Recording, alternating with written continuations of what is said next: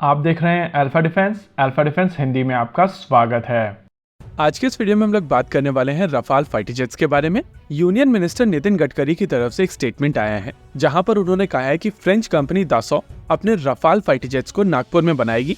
अभी आप अपनी स्क्रीन के ऊपर टाइम्स ऑफ इंडिया की रिपोर्ट देख सकते हैं जहां पर साफ साफ मेंशन किया गया है कि यूनियन मिनिस्टर की तरफ से कहा गया है कि रफाल फाइटर जेट मिहान सेज से जो नागपुर में है वहां से रोल आउट किए जाएंगे। और जैसे ही ये स्टेटमेंट पब्लिश हुआ है उसके बाद पूरे सोशल मीडिया के ऊपर एक बज़ क्रिएट हो गई है कि एमआरएफए होने वाला है और एमआरएफए के लिए रफाल फाइटर जेट सेलेक्ट कर लिए गए हैं। देखिए, भारतीय वायुसेना को एक मीडियम कैटेगरी का फाइटर एयरक्राफ्ट बहुत पहले से चाहिए। इसी रिक्वायरमेंट के लिए सबसे पहले भारतीय वायुसेना की तरफ से MMRCA कंपटीशन शुरू किया गया था, यानी कि medium multi role combat aircraft. इस कंपटीशन में इवेंचुअली रफाल फाइटर जेट और यूरोफाइटर टाइफून को सेलेक्ट किया गया था, जिसमें रफाल L1 साबित हुआ था। यानी कि रफाल की प्राइसिंग कम थी और थ्योरेटिकली भारतीय वायुसेना को 126 यूनिट रफाल फाइटर जेट खरीदने थे। लेकिन जब तक वो डिसीजन लिया गया तब तक वो प्राइसिंग बदल चुकी थी और चीजें रीनेगोशिएट जब की गई तो रियलाइज किया गया कि of the shelf in Rafale fighter jets को खरीदना पुराने बजट के साथ में पॉसिबल नहीं है। लेकिन तब तक रिक्वायरमेंट बहुत ज्यादा अर्जेंट हो गई थी और इसी वजह से 36 रफाल्स अक्वायर किए गए थे इमरजेंसी रिक्वायरमेंट को एड्रेस करने के लिए। इस परचेज के तुरंत बाद 114 फाइटर जेट्स की रिक्वायरमेंट के लिए दोबारा से एक रिक्वेस्ट फॉर इन्फॉर्मेशन रिलीज की गई थी और तब माना जा रहा था कि रफाल मोर और लेस क्लियर है और यहाँ पर केवल फॉर्मेलिटीज ही होने वाली है। इस पॉइंट ऑफ टाइम पर आइडिया था कि स्ट्रेटेजिक पार्टनरशिप मॉडल के तहत भारत में रफाल फाइटर जेट्स बनाए जाएंगे और भारत में दासो एविएशन का पार्टनर रिलायंस उनके साथ में काम करेगा।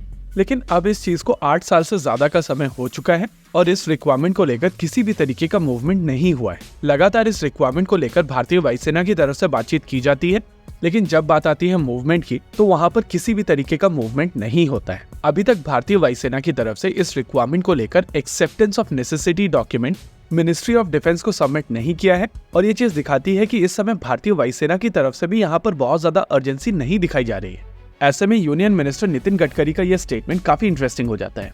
देखिए, गडकरी साहब यहाँ पर एक इनॉग्रेशन फंक्शन में बात कर रहे थे और यहाँ पर ये जो इवेंट होना था इसका नाम था एडवांटेज विदर्भ। ये एक इंडस्ट्री इवेंट है जहाँ पर कोशिश की जाती है कि विदर्भ इलाके में इन्वेस्टमेंट को इन्वाइट किया जाए और क्योंकि गडकरी साहब नागपुर के MP हैं और यूनियन मिनिस्टर हैं, इस वजह से उनका वहाँ पर आना बनता है।